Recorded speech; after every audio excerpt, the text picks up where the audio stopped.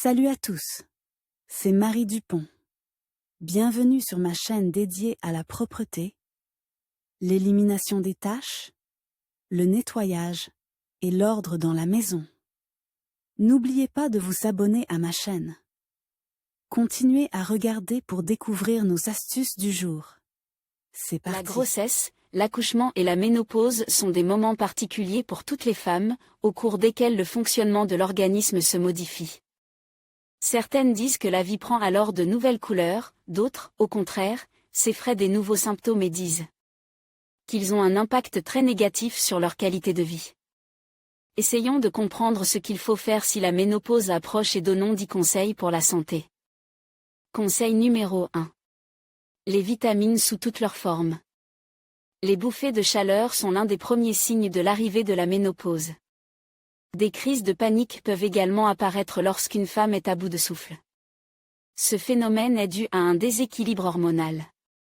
Pour y remédier, il est important de saturer son organisme en vitamines E et en bêta-alanine.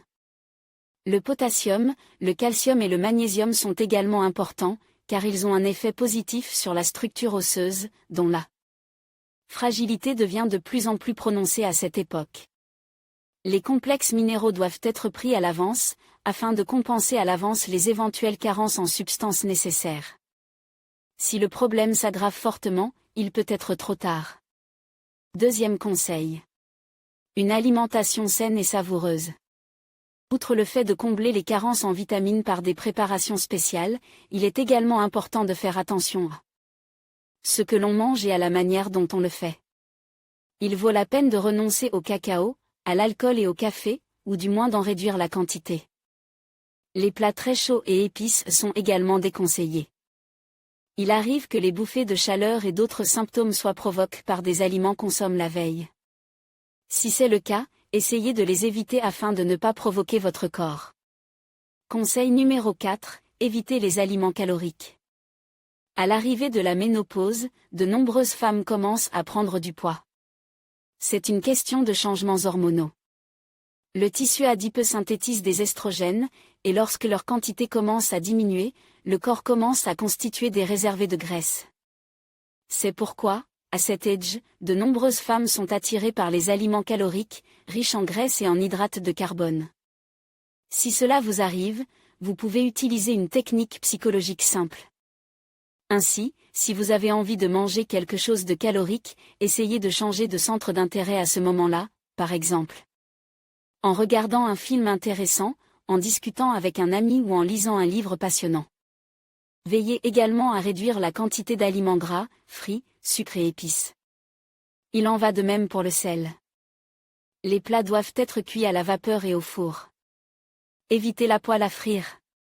Lire aussi chez les femmes et les hommes, les glandes endocrines produisent les hormones nécessaires au bon fonctionnement du métabolisme et Conseil 5. Faire de l'exercice. L'activité physique est toujours une bonne chose, et dans la période précédant l'apparition de la ménopause, elle est 10 fois meilleure. Bien sûr, il n'est pas nécessaire d'être une athlète professionnelle, mais une série d'exercices de yoga ou de fitness, de respiration, de jogging le matin peuvent être performants pour toutes les femmes. Sixième conseil. Sortez plus souvent à l'extérieur. Outre le sport, vous devriez également sortir plus souvent et respirer de l'air frais. En même temps, n'oubliez pas de visiter les parcs et les forêts, ainsi que de sortir de temps en temps de la ville, pour mieux aller à la campagne. Lire aussi. Il arrive que l'état de l'organisme se détériore, que l'on tombe malade ou que l'on soit déprime. À ce moment-là, une personne. Conseil 7. Prendre des phytoestrogènes. Les phytoestrogènes sont des substances d'origine végétale. Ce sont des analogues des hormones féminines. En les utilisant, vous semblez remplacer les véritables estrogènes, qui diminuent de plus en plus à la ménopause. Ainsi, les symptômes désagréables de la ménopause sont également réduits. Il vaut la peine de commencer à prendre ces médicaments à l'avance, lorsqu'il n'y a pas encore de symptômes de la ménopause. Conseil numéro 8. Hormonothérapie.